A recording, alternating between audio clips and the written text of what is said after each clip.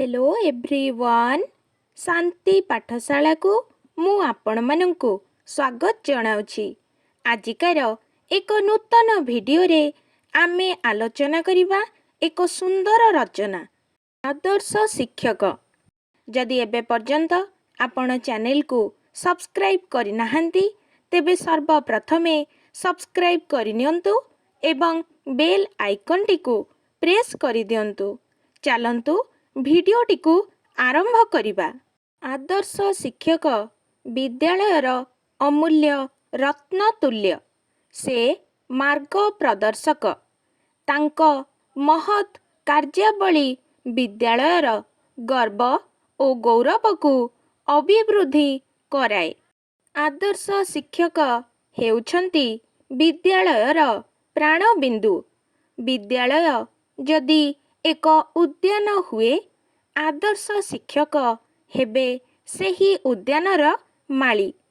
मालीर सुजत्न एवं सुरक्षा द्वारा उद्यानर गछ गुड़िक समृद्ध और सुरभियुक्त हेला परी आदर्श शिक्षकंक महत् आचरण कर्तव्य निष्ठा दक्षता फलरे विद्यालयर सुकुमार शिशुगण विकसित हुअन्ति, अनुप्राणित हुअन्ति एवं निज जीवन को तदनुजाई परिचालित करिथान्ति। शिक्षादान भली महत् कर्म आउ किछि नाही। विद्यालयर समस्त शिक्षक विद्यादान करन्ति, मात्र सेही पवित्र कर्म को समस्ते सुचारू रूपे संपादन करि पारि नथान्ति। जेउमाने आदर्श सेमानंक कर्मधारा समस्तंकु स्वतः आकृष्ट करिथाए। सेमाने निजर कर्म और धर्म जोगु स्मरणीय वंदनीय और पूजनीय होई पारिथान्ति। अतएव जेउ कर्मावली जणे आदर्श शिक्षकंकु महान करी गढ़ी तोली पारे से संपर्क रे प्रत्येक छात्र सतर्क दृष्टि देबा विधेय। आदर्श शिक्षक सर्वदा आदर्श। से केतेक विशेष गुणर अधिकारी। समस्त विषय प्रांजल भावे से बुझिथिबा आवश्यक। नचेत विद्यादान बेले शिशु मानंकु पूर्ण ज्ञान से वितरण करि पारिबे नाही।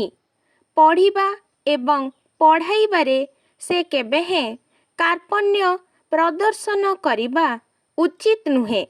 से निजे स्नेही साधु छात्र वत्सल मेलापी सच्चोट हेबा नितांत आवश्यक। चरित्र हेउछि आदर्श शिक्षकंक रक्षा कवच। चारित्रिक श्रृंखला जोगु से निजकु समाज रे प्रतिष्ठा करि पारंती।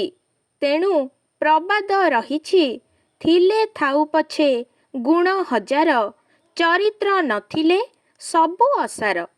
आम शिक्षार मौलिक लक्ष्य चरित्र संगठन। सुतरां आदर्श शिक्षक प्रथमे निजकु संयत और श्रृंखलित करी छात्र समाज को उद्बुद्ध कराइबाकु चेष्टा कराइबा आवश्यक। निष्ठार सह कर्म संपादन ताहांकर गुरु दायित्व। कर्म ही जीवनर श्रेष्ठ धर्म। एही अनुचिंता द्वारा से सर्वदा अनुप्राणित। निज उपरे तांकर प्रगाढ़ विश्वास। से अत्यंत सभ्य भद्र और मेलापी हेबा उचित। आपणार स्नेहसिग्ध व्यवहार अमृत वचन रे से अन्यर हृदय को जय करि पारुथिबा आवश्यक। से ज्ञान और गुण रे धुरंधर। से छात्र वत्सल। सर्वोपरि से छात्रर जणे आदर्श बंधु उपदेष्टा ଏବଂ ପଥ ପ୍ରଦର୍ଶକ ମଧ୍ୟ। ସେ ଦୟା ଓ ସେବା ପରାୟଣ ମନୋଭାବ ଦ୍ୱାରା ପ୍ରତ୍ୟେକ ଛାତ୍ରକୁ ଉଦ୍ବୁଦ୍ଧ କରାଇପାରିବା ଉଚିତ। ଛାତ୍ରର ତ୍ରୁଟି ବିଚ୍ୟୁତିକୁ ସୁଧାରିବା ପାଇଁ ସେ ଦଣ୍ଡ ବା ସମାଲୋଚନା ପରିବର୍ତ୍ତେ ହାସ୍ୟକୁ ଶ୍ରେଷ୍ଠ ଅସ୍ତ୍ର ରୂପେ ପ୍ରୟୋଗ କରିବା ଆବଶ୍ୟକ।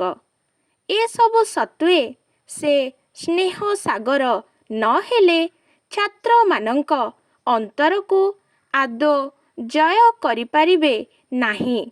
ସର୍ବୋପରି ସେ ହେଉଛନ୍ତି ଜ୍ଞାନର ଏକ ଗନ୍ତାଘର। ଉପଯୁକ୍ତ ପରିମାଣର ଜଳ, ବାୟୁ ଓ ଉତ୍ତାପ ଲାଭ କରି ବୀଜଟି ଅଙ୍କୁରୋଦ୍ଗମ ଲାଭ କଲା ଭଳି ବିଦ୍ୟାଳୟର ଉପଯୁକ୍ତ ପରିବେଷ୍ଟନୀରେ ଶିଶୁଟିର ପୂର୍ଣ୍ଣ ବିକାଶ ସମ୍ଭବ ହୋଇପାରେ। ସୁତରାଂ ଆଦର୍ଶ ଶିକ୍ଷକ ଛାତ୍ରର ପୂର୍ଣ୍ଣ ବିକାଶ ନିମିତ୍ତ ହେଉଛନ୍ତି ଏକ ମୂଳାଧାର।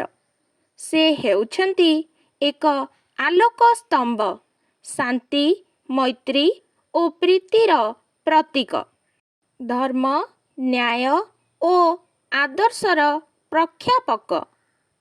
ଆଜିକାର ଭିଡ଼ିଓଟି ଆପଣଙ୍କୁ କିପରି ଲାଗିଛି କମେଣ୍ଟ ମାଧ୍ୟମରେ ନିଶ୍ଚୟ ଜଣାଇବେ ଏବଂ ଲାଇକ୍, ସେୟାର, ସବସ୍କ୍ରାଇବ୍ କରିବାକୁ ଜମାରୁ ଭୁଲିବେନି। ଧନ୍ୟବାଦ।